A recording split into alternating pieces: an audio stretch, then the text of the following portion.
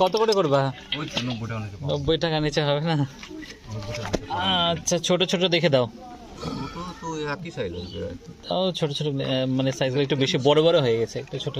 আর এই যে এটা 50 টাকা কম। কম কম কত টাকা নিবে? আচ্ছা, এইটাই দাও আগে। হাফ হাফ হাফ কেজি নিয়ে গেলে কম বললাম, নাহলে 100 টাকা পড়ে যাবে। 250 বললাম তো। কাঁঠাল চিংড়ি খাবো ওই জন্য। সাইজটা একটু ছোট হলে পরে ভালো হবে।